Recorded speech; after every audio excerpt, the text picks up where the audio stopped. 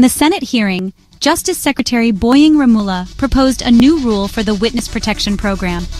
Before joining the Witness Protection Program, candidates must return the money they gained from corruption.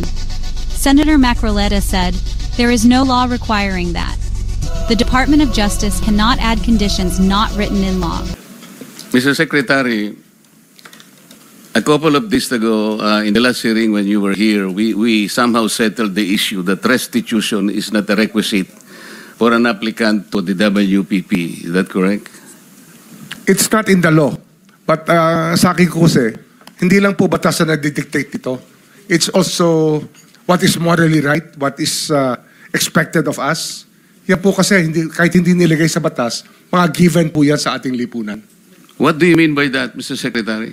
Kasi wala nga sa batas yung Wala nga sa batas. Yung Then, requirements ano ilalagay mo sa batas? for admission to the witness protection. Ang restitution is not part of it. Yes, it is not. Pero hindi ho nangangahulugan na hindi namin pwede i-layout yan depending on the case. Mr. Secretary, I am still in the stage where a particular applicant wishes to apply under that program. And there is a process. In the process, restitution is not one of the requisites. Is that correct? Opo, pero if it's in terms of this case being a financial crime, sir, this is a crime against the financial status of the Filipino people, of the Philippine Republic. I think that it's just right. Mr. Secretary, are you amending the provision of the No, law? sir. No, sir. But that is how we run the Witness Protection Program. As a lawyer, Mr. Secretary, may I ask you, in a criminal prosecution, the civil liability is impliedly instituted. Is that correct? Of course. Kaya nga hindi naman nangangahulugan kung sakasakali na natapos na yung criminal prosecution, kapag ka nakita na mayroong criminal liability yung tao, because it is impliedly implied, doon lang magkakaroon ng restitution. It will come after. Paano mo sasabihin na magre-restitute ang isang tao? Meron na bang findings kung magkano i-restitute on how it can be restituted? I'm operating from the vantage point of the reason behind the law, sir. What is the reason behind the law? So that we can get justice, and justice can only be attained if there is restitution. So that is the principle behind all of these things that we are talking about now. Mr. Secretary, restitution will come after. It cannot be. Sir, it can come before or after, sir. It can come before or after. You cite the law that it come before.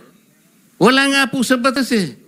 Huwag po ninyong babaguhin ang batas, Mr. Secretary. We are operating on a unique set of facts, and we are. All of these matters are being evaluated because the gravity of this financial crime cannot be underestimated. And that the more assets that we're able to preserve at the outset, the better for our country, sir. Mr. Secretary, I'm very sorry for such a reasoning like that. Alam mo, nakikinig I'm very sorry, sir. Bansa. Also, sir, I'm very sorry too if you do not agree with me. But I respect your opinion, sir, and we will carry out our job as we deem fit. As we see. Mr. Chair, I said I am not expressing an opinion here. I am articulating the provision of law. You do not change the provision of law, Mr. Secretary. You may be disbarred from doing this. Then, it's your opinion, sir. It's your option, sir. Sinabi ko na nga hindi ko opinion ito. I am articulating Then it's your option, sir. the provision of law. It is what you wish to happen. That you may proceed Ikaw ang with what you nagbibigay wish. ng opinion, nilalagay mo yung restitution to test the goodwill of a possible applicant. It is not in the law.